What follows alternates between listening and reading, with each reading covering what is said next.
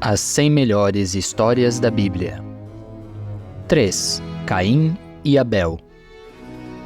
Adão e Eva, expulsos do paraíso, descobriram muitas coisas novas desde que transpuseram para sempre as portas do ameno jardim do Éden. A primeira delas foi que o ar se tornara súbita e desagradavelmente frio. Por isso, trataram logo de vestir as roupas que seu pai previdente lhes dera antes de sua partida. "Vista logo a sua pele, Adão", disse sua esposa Eva, quase obrigando-o a proteger-se do vento cortante que soprava livremente. Mas o homem primordial estava, na verdade, triste demais para perceber alguma coisa. Tudo o que importava, dizia ele a todo instante, é que havia lançado fora, com a mesma inconsideração de uma criança, o afeto de seu divino pai, além de um mundo perfeito, de onde estavam ausentes toda dor e sofrimento. Eva, contudo, parecia mais conformada. Seus olhos curiosos perscrutavam tudo quase alegremente, pois, imersa ainda na ignorância da extensão dos males, que desencadeara sobre a terra com a sua desobediência, parecia que as coisas haviam mudado muito pouco em seu novo lar, na verdade, quase idêntico ao antigo. Um pôr do sol maravilhoso manchava o horizonte de um festival de cores, que seriam alegres, não fosse o estado de espírito que ambos traziam. "Não fique triste, meu amor", disse ela, alisando as costas de Adão num afago suave. "Não sei porquê, mas tenho a sensação de que nosso pai não nos abandonou, afinal, e que segue diligentemente os nossos passos." Adão, entretanto, parecia pouco convicto disso. "Somos réprobos", disse num murmúrio desanimado. "Logo, o Éden estará povoado de criaturas mais dignas que nós." Sua cabeça curvou-se ainda mais. "Sim, logo ele terá nos esquecido totalmente e a morte nos chegará sem que ele se digne a nos lançar um simples olhar de piedade." "Adão", disse sua esposa, "agora sim está agindo como uma criança. Lembre-se de que ele prometeu a reconciliação à nossa descendência." "A eles, talvez", retrucou Adão, acabrunhado. "Mas nós, com toda certeza, jamais estaremos de volta à sua companhia, pois nosso destino é a morte." "Não seja tão sombrio. Se agirmos corretamente a partir de agora, quem sabe não seremos chamados um dia também a partilhar dessa divina reconciliação? Estaremos mortos neste dia. Que seja, mas se nosso Pai teve um dia o poder de nos tirar do nada para a vida, por que não teria o poder de nos devolver a essa mesma vida? Não subestime os dons dele, nem a sua infinita misericórdia." Adão silenciou, e assim continuaram os dois a caminhar vagarosamente e sem destino certo. "Este outro pedaço do mundo parece ser infinitamente maior do que aquele pequeno jardim que habitávamos", disse Eva, procurando dar um outro rumo à conversa. "Temos um mundo inteiro a desbravar." Os dois, tendo subido ao alto de uma pequena montanha, sentaram-se numa saliência e ficaram observando longo tempo o sol morrer no horizonte, até que Adão tocou no ombro de Eva e disse, num tom um pouco mais animado: "Vamos procurar um abrigo para passarmos a noite." Eva sorriu ao descobrir que tinha outra vez um verdadeiro homem ao seu lado. Depois de vasculharem as proximidades, pois as trevas desciam rapidamente, encontraram afinal uma pequena gruta onde foram alojar-se. "É meio apertada, mas por hoje não há meios de encontrarmos outra melhor", disse Adão. Mas nem todos os dias de suas longas vidas seriam tão suaves quanto foi esse começo quase idílico de exílio. Já na manhã seguinte, ambos tiveram uma primeira amostra das terríveis diferenças que havia entre o novo mundo que deviam desbravar e o paraíso para sempre perdido, do qual tinham sido expulsos. Logo depois de descerem de volta para a planície, Eva teve sua atenção atraída por um ruído que não lhe era nada estranho. "Vem, Adão", disse ela, tomando o esposo pela mão. Acho que há um leão logo atrás daqueles arbustos. Habituados à mansidão dos animais do Éden, ambos rumaram apressadamente para o local. Entretanto, logo ao romperem a moita, depararam-se com uma visão de pesadelo. Um leão, de fato, estava ali, agachado sobre algo. Porém, tão logo percebeu a presença do casal, encarou-os com um olhar tão feroz que Eva quase desfaleceu. Sua boca está toda manchada de sangue, disse ela, e no mesmo instante lembrou-se do aspecto que Adão apresentara ao provar do fruto maldito, com a boca toda lambuzada do sumo vermelho. Somente então perceberam aquilo que o leão tentava esconder sob as suas poderosas patas. Meu Deus, é uma ovelha, disse Adão horrorizado.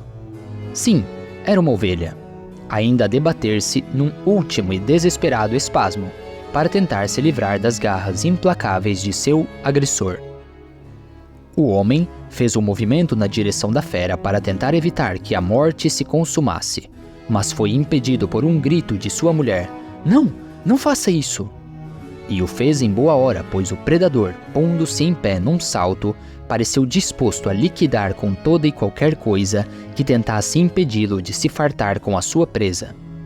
Adão e Eva afastaram-se, levando o horror na alma, enquanto o leão, reclinado novamente sobre a ovelha, pressionava ainda mais as suas presas sobre o pescoço do animalzinho, sufocando-o lentamente.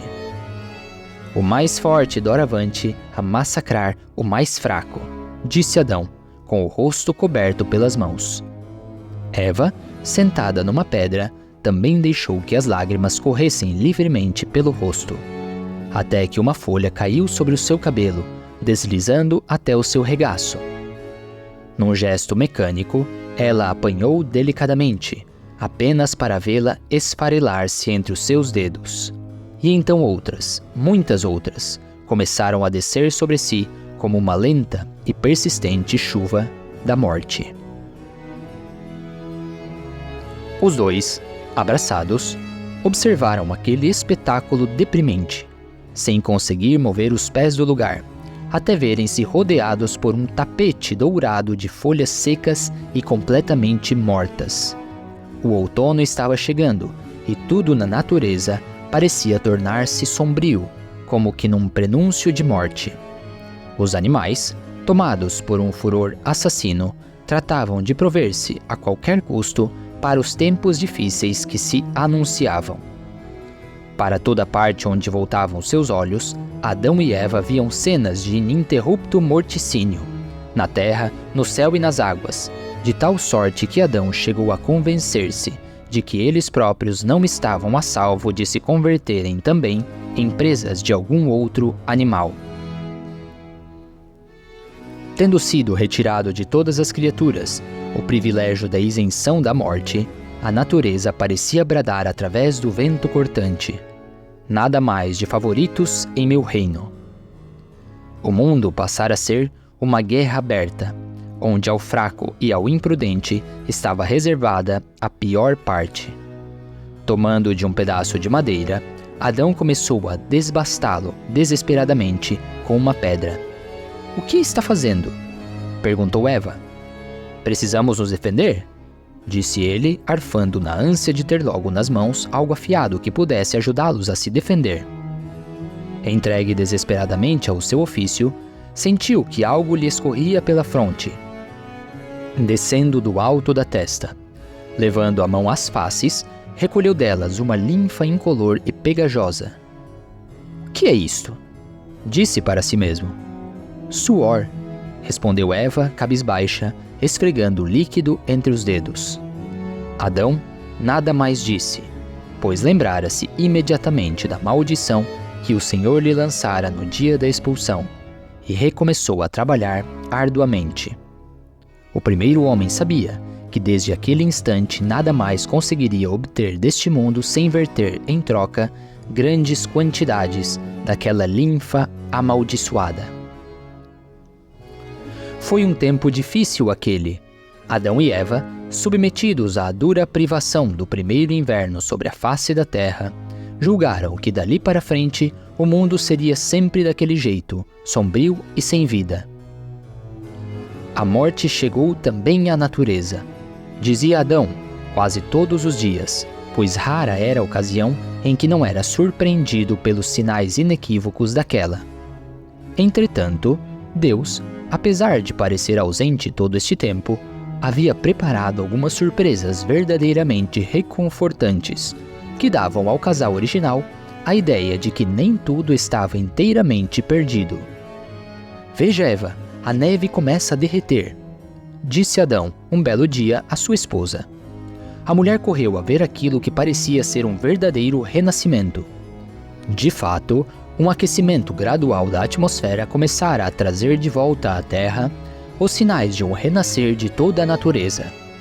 Flores brotavam debaixo do solo úmido numa profusão milagrosa, enquanto nos céus os pássaros retornavam em verdadeiras legiões, uma alacridade ensurdecedora. Adão e Eva observavam o dia todo os efeitos desse esplendoroso desabrochar, em especial o comportamento dos animais que pareciam dominados por um intenso desejo de coabitarem com seus pares. A vida renasce, Adão querido, disse Eva, abraçada a ele, sem perceber que ambos também estavam sob a mesma influência. A partir daquele dia, tiveram muito pouco tempo para admirar fosse o que fosse, entregues sempre a um furor sensual que os fazia esquecer de tudo mais. E foi sob esse estado de extrema excitação que em alguns momentos lhes parecia sublime, para logo depois lhes parecer uma perfeita abominação, fruto equívoco do seu pecado, que Eva concebeu o seu primeiro filho. Tendo observado repetidas vezes os animais pejados pelos campos, não foi difícil à futura mãe associar o seu estado ao deles. Deverei então, tal como esses brutos, ver romperem-se minhas entranhas, num dilúvio de sangue, para lançar ao mundo um novo ser? Pensava, numa angústia que crescia, junto com o seu ventre, monstruosamente disforme. Então, 9 meses depois da concepção, numa noite tempestuosa, Eva viu chegada a hora de cumprir a sua parte na maldição divina. Enquanto a chuva desabava fora da gruta, acompanhada de violentos trovões, Eva tornou-se presa de incríveis e inenarráveis tormentos, que a obrigaram a misturar os seus gritos estertorantes ao rugido selvagem dos ventos que a tempestade desencadeara. Ó Senhor, livrai-me desta aflição, disse ela, quando, exausta já do seu martírio, elevou aos céus o seu pedido. Como por milagre, Eva viu cessarem seus tormentos com a expulsão de dentro do seu ventre, daquilo que tão terrivelmente a oprimia. Procriei-o com a ajuda do Senhor, disse ela, reclinando a cabeça para o lado. Adão, atento a tudo, aparou um novo ser em seus musculosos braços. Num misto de nojo e estupefação, ficou alguns segundos sem saber o que faria daquele ser, tão diferente dele próprio, que só sabia gritar alucinadamente. Santo Deus! Então será sob esta forma miseravelmente fraca que todo homem deverá ingressar neste mundo, pensou ele, atônito. Eva, contudo, recebeu o filho com indizível emoção, estreitando-o imediatamente nos braços, o que, como num passe de mágica, teve o efeito de fazer com que a criança diminuísse o choro até aquietar-se. De maneira tão repentina que Adão chegou mesmo a temer por sua frágil vida. Mas o pequeno ser vingou plenamente, pois era um bebê robusto, cujos cabelos vermelhos denunciavam uma constituição sanguínea e viril. Foi chamado de Caim, pois essa palavra semítica tem o sentido de procriar, e seu nascimento precedeu em menos de 1 ano ao de outra criança, de constituição mais delicada, que se chamou Abel. Durante muito tempo, a única distração dos raros momentos de folga de Adão foi observar o rápido crescimento dos seus filhos. Ao mesmo tempo em que ficava encantado, acompanhando as travessuras daquelas duas parodiazinhas infinitamente ternas e engraçadas dele mesmo, também escandalizava-se com a terrível contradição de vê-las expostas, frágeis daquele jeito, ao mundo tão selvagem e ameaçador. Quantas vezes, por exemplo, não vira nos indefesos filhotes dos animais, estraçalhados brutalmente pelas garras de predadores, a imagem aterrorizante de seus próprios filhos. Eva, tudo isso é profundamente desolador, dizia ele, nos momentos em que expunha à esposa o seu desânimo, pois sabia que a segurança dela e daqueles dois seres indefesos repousava exclusivamente sobre a sua firmeza de alma. Durante um breve espaço de tempo, a pequena família sobreviveu da cultura de alguns poucos legumes, arrancados a duras penas da terra insubmissa, até que Adão se viu obrigado a tomar a mulher e os filhos e partir em dura peregrinação, em busca de campos novos e férteis. Depois de colocar os três dentro de uma espécie rudimentar de carroça, Adão partiu com eles, numa manhã bem cedo, para desbravar aquele mundo vasto e desabitado. Durante todo o longo trajeto, que percorreu às cegas, fez questão de ele próprio conduzir o desajeitado veículo. Por que teima em esfalfar-se à frente dessa coisa? Dizia Eva ao marido, o qual, preso numa espécie de arreio improvisado, se fazia de surdo, apressando ainda mais o passo pelos campos repletos de pedras e de cardos. Eva queria que Adão domesticasse um animal de tração qualquer para realizar a penosa tarefa, mas ele, surdo aos argumentos, recusava-se terminantemente a fazê-lo. Convicto de que não tinha o direito de estender às outras criaturas uma pena que era exclusivamente sua, Adão recusou-se soturnamente, não só daquela vez, mas até o fim da sua longa vida, a escravizar qualquer animal, mesmo o menor deles, para qualquer coisa que ele próprio pudesse realizar. Adão realmente tornara-se um outro homem. Quanta diferença daquele ser puro, mas tão ingenuamente tolo, que saíra um dia das mãos do Criador. Esta viagem teve tantos destinos quantos foram os anos que Caim e Abel levaram para crescer e atingir a juventude. Acostumados a ajudar os pais na árdua tarefa da sobrevivência, acabaram sendo, ao mesmo tempo, amigos e inimigos um do outro. Caim, embora tivesse um gênio mais feroz, jamais fora inimigo acerbo de seu próprio irmão, tendo ambos tido uma convivência pacífica. Somente quando um terceiro e fundamental elemento entrou em cena é que se instalou na alma de Caim, e por sua própria culpa, o veneno que o corromperia, maculando para sempre a sua alma, e também a sua carne. Os dois irmãos cresceram, e logo, atrás deles, vieram uma infinidade de filhos e filhas do casal primordial, os quais, tão logo atingiram a idade da razão, partiram para o mundo, decididos a povoar por conta própria o vasto universo, de tal sorte que em pouco mais de 20 anos, viram-se apenas os quatro sozinhos outra vez. Permaneçamos sempre juntos, nós que começamos tudo isto, dizia sempre Adão aos dois filhos e adorável esposa. Caim e Abel ainda eram jovens, atendendo-se ao fato de que naqueles dias a vida humana era extraordinariamente longa. Adão, por exemplo, viveu bem mais que 900 anos, e viviam ocupados em seus afazeres. Caim, o primogênito, gostava de cultivar a terra, enquanto que Abel tomara gosto pelo pastoreio dos animais, tarefa que tanto repugnava a seu pai Adão.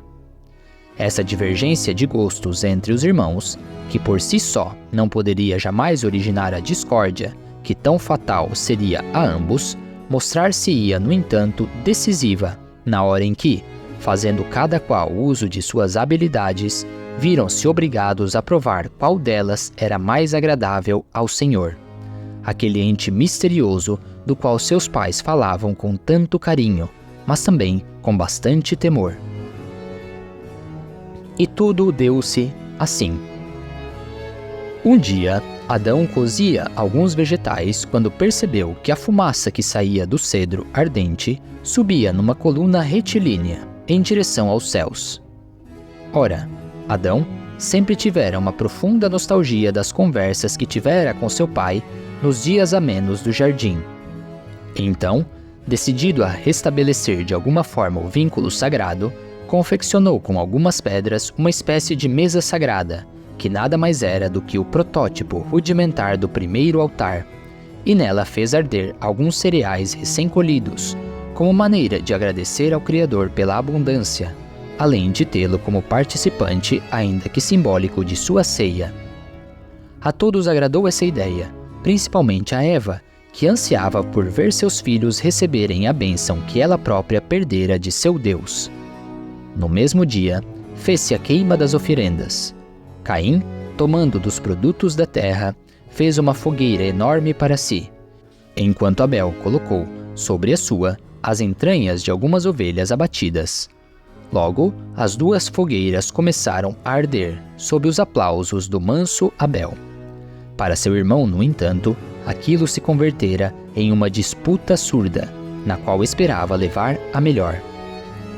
Vejam como a fumaça da minha oferta sobe diretamente às narinas do meu senhor, disse ele, forçando muito as coisas, pois na verdade, se alguma fumaça subia retilineamente aos céus, era justamente a de seu irmão. Caim, não seja injusto, disse Eva. Admita que a oferta de seu irmão Abel está sendo muito melhor acolhida pelos céus do que a sua. Cumpre a você resignar-se e acatar com humildade o veredito do Senhor. Mas Caim não queria ser humilde, e por isso deu as costas a todos e foi morder a mão de raiva numa gruta afastada. Miserável bajulador! Rosnou ele com os dentes cravados na mão. Então, inesperadamente, escutou uma voz retumbante, que só poderia pertencer ao misterioso ser. Por que estás escondido e de cabeça baixa? Disse a voz. Faze o bem e poderás andar sempre de cabeça erguida. Mas se fizeres o mal, logo terás erguido diante de ti o teu pecado. Trata, pois, Caim, de refrear teus maus instintos. Infelizmente, as palavras do Senhor não deram o fruto esperado na alma de Caim, pois, na verdade, ele esperava ouvir palavras muito diferentes. Vendo então que Deus não o deixava descarregar em paz o ódio que o sufocava, Caim abandonou a gruta e retornou para onde seu irmão estava, decidido a aliviar seu desgosto fazendo uma besteira. Quando enxergou o irmão, este estava inclinado sobre a oferenda. Obrigado, Senhor, por ter honrado a minha oferta, dizia ele contritamente. Tomo isto como sinal evidente de minha eleição. Caim, vesgo de ódio, tomou uma grande pedra e correu até onde Abel estava. Este, contudo, estava tão absorto em sua ação de graças que não percebeu o rápido aproximar-se do irmão. Ainda com a pedra erguida, Caim não esperou mais nada e descarregou-a com toda a força sobre a cabeça de Abel. Escutou-se um ruído terrível de algo que se rompe, e logo em seguida, a vítima desabou sobre os restos de sua oferenda, misturando seu sangue ao do cordeiro que ainda chiava sobre as brasas. Certo de haver matado Abel, Caim fugiu. Entretanto, não nos lancemos afoitamente no seu encalço, pois, acostumados neste ponto da história a dirigir nossas vistas ansiosas para o primeiro de todos os assassinos, esquecemos sempre de que tão ou mais importante do que o drama de Caim é a tragédia de seu irmão, caído ao solo com um rombo profundo na cabeça. Abel, pois, jazia de bruços sobre o solo. Sem ainda estar inteiramente morto, num gesto mecânico, escarvou a terra com seus dedos encurvados, ao mesmo tempo em que sentia na boca o gosto do pó que sua respiração espalhava em pequenas nuvens. Logo em seguida virou-se, num movimento estranho, como se duas mãos desajeitadas o tivessem virado de costas sobre a terra. Seus olhos quase vidrados ficaram voltados para o céu, e então ele soube que estava prestes a conhecer o terrível mistério da maldição suprema que Deus havia lançado a seus pais e a toda a sua descendência. Os olhos arregalados de Abel vasculhavam na claridade algo a que se apegar, enquanto seu cérebro, sem dúvida abalado pelo tremendo golpe, em vão tentava ordenar as ideias.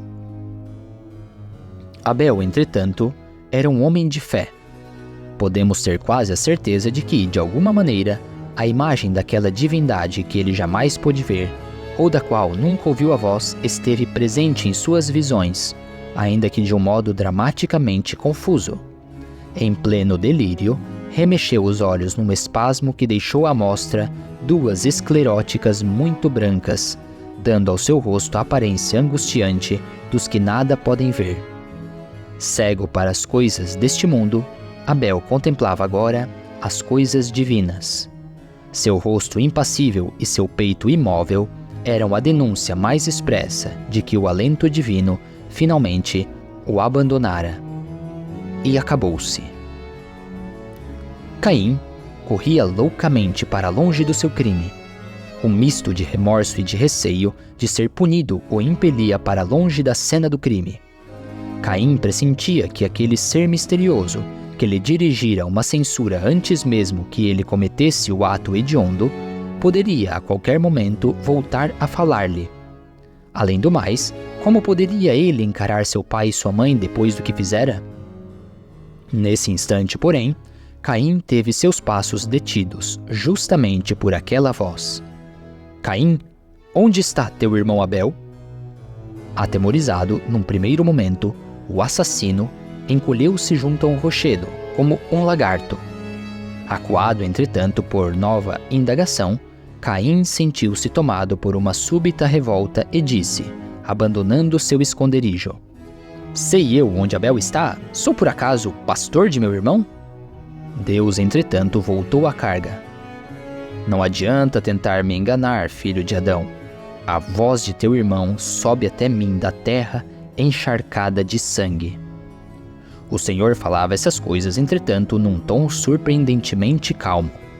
E mesmo quando sua voz retornou, mostrando que já concluíra seu julgamento pouco favorável, não foi com voz demasiado severa que se pronunciou. Porque tua presença tornou-se amaldiçoada, neste mesmo chão onde derramou o sangue do teu irmão. Condeno-te a vagar pelo mundo, como malfadado errante, sem que possas retirar mais nada desta ou de qualquer outra terra. Caim ficou ligeiramente surpreso. Sim, era uma punição, mas nem de longe tão severa quanto se poderia esperar. Pelo menos saíra de tudo aquilo com o corpo intacto, ao contrário do irmão, que lá ficara estendido sobre o pó, inerte. Senhor, aceito tua punição, disse com ar contrito. Meu crime pesa horrivelmente sobre mim. Mas como a partir de hoje estarei a salvo da ira de meus semelhantes? Todos haverão de me apedrejar como a um cão até a morte. Nada temas, Caim amaldiçoado, disse a voz, pois todo aquele que erguer a mão contra ti será punido 7 vezes mais. E para que todos te conheçam como amaldiçoado, porei um sinal sobre o teu corpo. Caim sentiu uma espécie de paralisia tomar todos os seus membros, enquanto sua testa começava a arder, como se Deus nele desenhasse com a ponta da unha um estigma sangrento. Sem poder levar as mãos ao local da ardência, Caim teve de suportar o martírio até que cessasse. Então, correu até a primeira fonte para ver que espécie de sinal o Senhor gravara em sua pele. Oh, é horrível! Oh, odiosa marca! Tem a mesma cor rubra do sangue que derramei. Miséria e punição. Será então com esta marca infamante que deverei cumprir meu duro exílio, repetindo de um modo 7 vezes pior a triste sina de meus pais? Deus, no entanto, já havia partido, e Caim fez o mesmo instantes depois. Os anos se passaram, e Caim estabeleceu-se em diversos lugares, tentando arar a terra. Mas esta só lhe dava cardos, enquanto as pessoas o maldiziam sempre que o vento levantava sua comprida franja. Depois de vagar por muitos anos, Caim chegou finalmente à distante terra de Nod, a leste do Éden. Aquela terra lhe pareceu bastante aprazível, a começar pelo próprio nome, pois Nod quer dizer errante. E apesar da maldição que carregava, ainda assim encontrou uma mulher que não se importou nem um pouco com isto. Caim e a mulher, cujo nome a tradição perdeu, casaram-se, e dessa união surgiu o pequeno Enoque, o qual não se deve confundir com outro de mesmo nome, de quem logo se fará menção, e que foi possuidor de um destino verdadeiramente invejável. Farto de tentar plantar e colher, sem obter sucesso, Caim disse: "Dessa vez vou fazer diferente." Tendo certa habilidade na arte de construir, começou a erguer uma casa e depois outra, e tantas ajuntou que logo fundou a primeira cidade do mundo, que batizou com o nome do seu filho Enoque. Este, por sua vez, retribuiu a homenagem, mantendo viva a história do crime do seu pai, o qual foi cantado em versos por um descendente seu, chamado Lameque. E assim Caim, abandonado pelo Senhor, embora protegido por uma estranha maldição, viveu ainda longos anos sob o peso do crime que cometera. Mas com que cara teriam recebido Adão e Eva a notícia da morte de Abel e da fuga do outro filho? Evidentemente que desgosto algum, nem mesmo a expulsão de ambos do paraíso, sequer chegaria aos pés dessa terrível provação. Eis, Eva desgraçada, que nos chega, enfim, das mãos do Senhor, o nosso grande e verdadeiro castigo, dizia Adão, arrancando maços inteiros de sua longa cabeleira. Para o dia de hoje estava reservada a grande punição, maldição eterna ao meu e ao seu pecado, Eva infausta. Sua esposa, estupidificada pela inesperada tragédia, caíra num pasmo mudo. Jamais pudera imaginar que a ira do Senhor pudesse um dia alcançar tamanho grau de dureza, apresentando-se assim tão despida de qualquer misericórdia. Deus guardou o melhor de sua ira para hoje, repetia ela em sombria contrição, pois que faz do sangue do inocente a paga do meu pecado. E tão mais grandioso é seu castigo que mal posso compreendê-lo. Hosanas à justiça do Senhor, hosanas sempre a Ele. Adão e Eva não ousaram revoltar-se diante deste medonho castigo, pois, sendo os autores de suas próprias desditas, tinham ainda bem presente a falta que os provocara. Eis que o bom Abel retorna ao pó antes de mim, dizia Adão, amargurado enquanto fazia descer para o ventre da terra a carne da sua carne. Graças ao Senhor, pois que teve a piedade de não me fazer prever, quando enxergava o inocente ainda em seu berço, a pedalar alegremente o ar, que tal destino o aguardava. Sim, Eva desgraçada, hosanas a Deus, hosanas ao Senhor. E assim estiveram muitos e muitos dias, a se lamentarem, até que o bálsamo do tempo criou sobre a ferida de ambos uma frágil crosta que lhes permitiu voltar os olhos novamente às tarefas do dia a dia. Voltaram a sorrir, por certo, também, e muitas vezes, pois tendo vivido ainda muitos anos, tiveram a aventura de encher o mundo de descendentes, muitos dos quais, a exemplo do bom Abel, viram-se obrigados a restituir ao pó. Um desses filhos, chamado Sete, deu origem a uma estirpe eleita. Adão viveu até cumprir exatos 930 anos. Quanto a Eva, ninguém sabe, o que nos impede para sempre de saber quem antecedeu a quem no grande mistério da morte. Mas podemos imaginar com razoável certeza que nenhum sobreviveu muito tempo ao outro e que estejam ambos unidos desde então a aguardar o cumprimento da promessa divina de estarem reconciliados outra vez com o Criador, que era sua única esperança e consolo desde o primeiro dia em que haviam começado o seu áspero peregrinar.